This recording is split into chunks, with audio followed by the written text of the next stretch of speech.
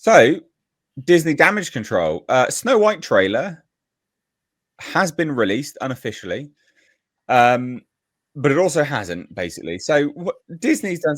This has been a disaster for Disney from day one. So, this is reshot multiple times. The controversy over the dwarfs. They were like, we're not going to have dwarfs. So then they had weird 7 like homeless looking reprobates, which we saw in a behind the scenes photo.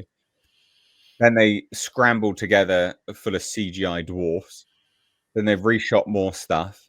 Then they've done test screenings. It's all bad, basically. They've spent like $300 million on this movie, which is just insane. Can I ask a question real quick? Yeah. Are the dwarves in this live action or animated? Oh, no, they're animated, mate. Okay, they are. Okay, right. Yeah. Which is stupid because you could have just hired dwarfs, to be fair, but they don't want to do that. I guess, you know. But that's because the game was all done at last minute, basically, by the looks of it. Okay. The first trailer that was released, teaser trailer, has got over 1 million dislikes, not even 100,000 likes. So it's been disliked into oblivion. And what Snow White, what Disney decided to do with Snow White now is, right, what we're going to do, Wicked is releasing this weekend, or, you know, last week. We're going to put the trailer in front of Wicked. But we're not going to put it online, which is a really weird thing to do. Like, that's really weird. You know, release the trailer, but don't release the trailer. What that is to mitigate public hatred, basically, and to sort of blinker people's views. You know, they watch it at the start of Wicked. They obviously watch Wicked, and they're like, oh yeah, that was quite good. But no one else really talks about it. So it doesn't become a water cooler moment where people are at work talking about things, going, oh, did you see that shitty Snow White trailer? Yeah, it's absolute garbage. You know, it's got how many dislikes, this many dislikes. So it just doesn't change public. Basically, it minimizes public discourse. But little bits of it started leaking on Twitter. Obviously looked awful. And then they've got full HD versions being leaked over on YouTube. Disney still hasn't released it. It's the weirdest thing. It is the weirdest thing. But what I do like about this is you can start to see from the comments, like, how bad it is. Because this is a snapshot, you know, a trailer leaking on YouTube is a snapshot of what people think.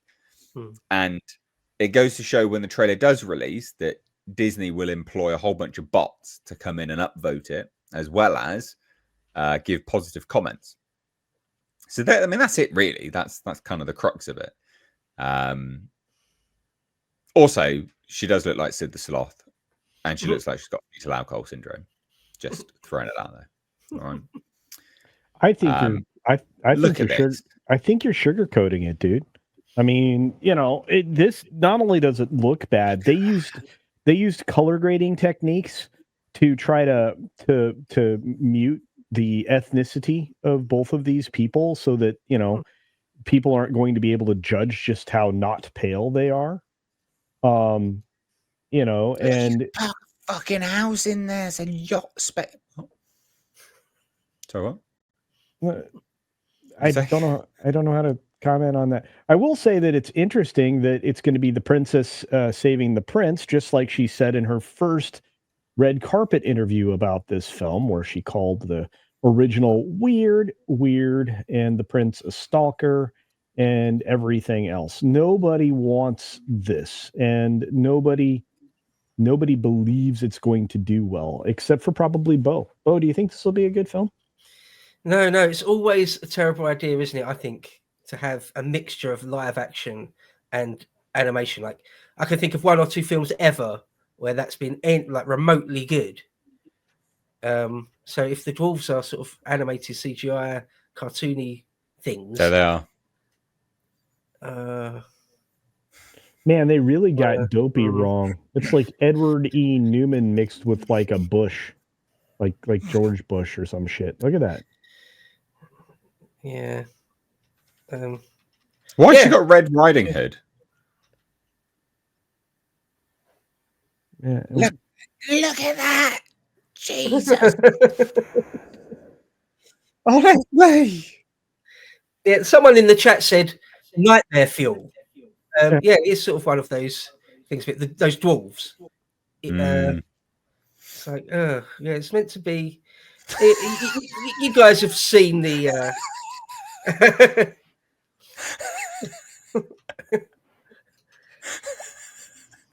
Have you guys seen the old what is that? You know the name of this, Bo, when your eyes are like on the other side of your head? The proper medical term. Yeah, I did quote it once, didn't I? I forgot what it's Yeah. called. I'll look it up now.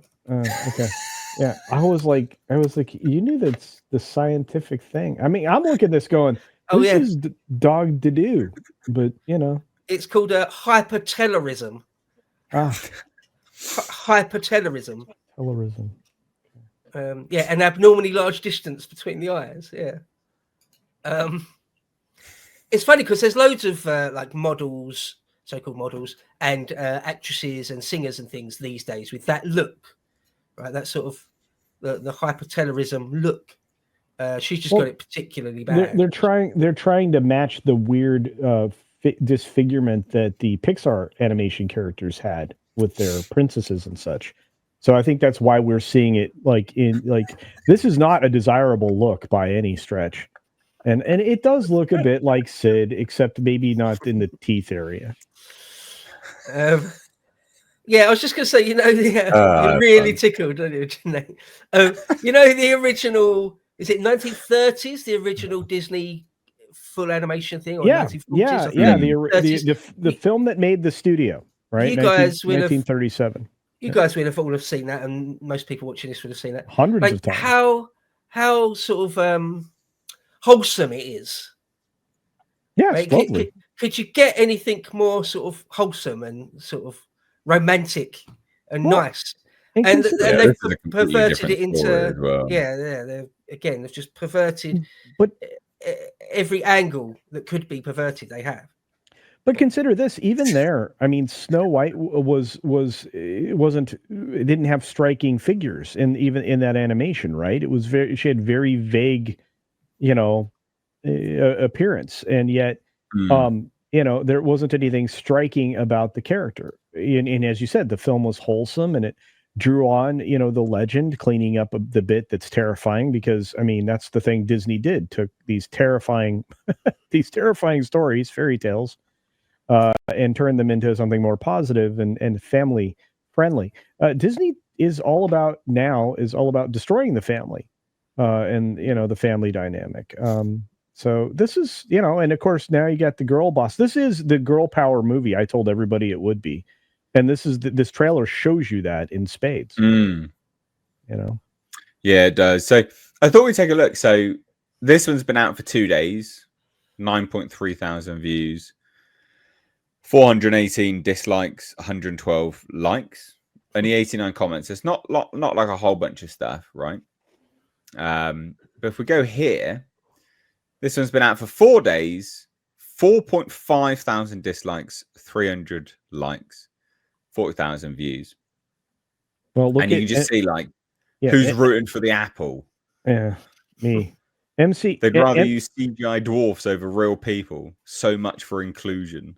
Well, an MCU master, it has several thousand views, and very similar numbers. I don't think Disney's getting away with not showing this trailer on YouTube. I think they're terrified. They're scared. I mean, I'm going to drop a video on this tomorrow. Disney realizes they're hosed. They're screwed. They've spent $400 and change million on this so far. And it's a giant black hole, of money. It's a fire pit that they've literally sunk a bunch of cash into that's going to be destroyed. I don't understand. I mean, somebody explain that to me. What's the upside of producing so many failures in a 5-year period? What is that? Is that a financial virtue signal? What is that called? Well, I mean, I can only mirror your exasperation. It doesn't add up, does it? It sort of doesn't make sense. The way these companies are doing things. The thing with Jaguar we just talked about, the thing with Gillette or whatever. It doesn't. It is inexplicable. It doesn't make sense. The people at the top are not being rational. They're not being reasonable. No. That's the only thing you can say, right? That's all you can say about it, I guess. But the thing with Gillette, right, is that they wiped themselves of billions of value, and then years later they've gone back to the original, their original market. You know, they've gone back and they've gone, like Gillette, the best the man can get. They've tried to recapture that again. It's like, so if you're a company, you'd look at other companies' failures and go, we are not going to do that. We cannot risk losing billions. You know, like Gillette's a textbook example. Bud Light's a textbook example. They fucked themselves, right? You just look at that and go, that was the wrong move. We as a company are smarter than that. What have you shared here? Oh no, that's the next segment. Oh, okay. Yeah. No, it's look, when I see these things, and Kalikio Kedi in the chats, right? I mean, you know, you're getting points for something, but those points aren't redeemable anymore, right? You know, I mean, DEI is going to run its course. You know, you've got, I promise you, the folks at, BlackRock are going to be shaking in their boots when the federal pensions requirement is that no money be put into anything that BlackRock or Vanguard control because of these DEI, ESG, and other elements that are in these companies. So I think they're going to be like, well, we're going to lose out on trillions of dollars. Perhaps we don't, do dumb things. Yeah. So and look, I mean, we are like 4 or 5 liters of these pushers of this garbage away from being returned to normalcy. Those people just need to be displaced by their idiocy and the financial penalties that it'll cost the shareholders beyond. And there need to be some financial rules, for example, that none of these institutions can invest in each other. I think one of the reasons that this thing is being sustained is because Vanguard owns part of BlackRock. BlackRock owns part of Vanguard, and they all, it's a giant circle jerk with, State Street and everybody else. And a lot of people, other than probably Bo, when you look at these, the financial structures that these things are built around, they've built their own kind of a safety net. Well, those need to be stripped away. Other than Bo? What do you mean? You said other than Bo. Well, Bo would know that, right? Oh, yeah, myself and Bo would know that. You, not so much.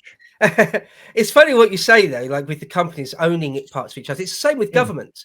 Like both the Chinese and the American own each other's debt, own guilt in each other to the tune of billions. It's sort of a crazy merry-go-round. Yeah. Well, I mean, the Japanese used to be one of the largest holders of debt of the United States. Most people don't know that. We had a pretty good relationship. If you track it back to the 90s, they were a large shareholder of our debt for a long, long time, because it was in their best interest to help keep the American engine running at a time when we had some financial struggles. And that's the first time we dove deeply into quantitative easing, which created another inflationary period that was devastating to, our pocketbooks. We're in a strange situation right now, with how interest rates, because they fudged around with them for so long and they didn't let the market decide, that we allowed a third party in obviously the Fed, to take just such a large stake of what the future would be for not only our economy but the world. And the fact that these Fed systems are tied together in a terribly duplicitous way, we're manipulated. Our economies globally are manipulated by just a handful of decision makers. And I'm not going to get into all of that, but I'll just say that, you have to look at inflation as a tax. Most people don't look at it that way. And you have to look at tariffs as a way to balance the scales. And the states, even the threat of a tariff changed policy in one day between the United States and Mexico. So in the last 48 hours, the threat of a tariff, they've stopped all the migrant caravans to the States. They have started making policies and removing Chinese parts, taking them off the table, all this other stuff. Anyway, this probably belongs more so on the political stuff, but I'll shut up now because this has nothing to do with Snow White. Sorry. We were No, I love it. I way love off it. topic. No, yeah, it did, but I love it. It's like, yeah, remember the US national debt is over 33 trillion, and Yeah. also Snow White's eyes are too far apart. That's right. Which is called what? Which is called what now? Hypertelorism. Hypertelorism. Or fetal alcohol syndrome as well. Yeah, she might have a get it touch of from that. fetal alcohol She syndrome. might. Facial alcohol syndrome. Fetal. It was. Yeah, I know. We got a super chat about this. Horseradish Power for $6.28 says, "What is this insane abomination Disney is inflicting us with? The one ray of hope is that The Asylum will make a better film, and we can all watch that. And yes, The Daily Wire. And where is that annoying Bint Zendaya hiding? Will she be the magic mirror?" Oh god. Gosh, I have to say this about that. Zendaya's ugly. I said it. What? Who? Zendaya. Oh yeah, Zendaya is like mid. I wouldn't. No, she is not even mid, Got dude. no interest in her remotely. No, man. Look, seriously, she makes like stone carvings from 1,000 years ago look attractive.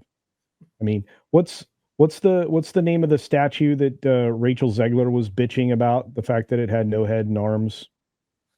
Oh, I can't remember, but yeah. Anyway, I'm like, yeah. Well, there we go. I'm not a fan of Zendaya. I don't know if you guys Snow know White. Everyone, we'll move on from that. Yeah, I mean, look, if you're gonna wear a costume to a red carpet event and you want to look like a sexy steel robot, I have an example of that for you right here. Are you going to share the Sydney Sweeney one? Yeah, I thought you would. Yeah, and see, sexy robot chick, right? Yeah.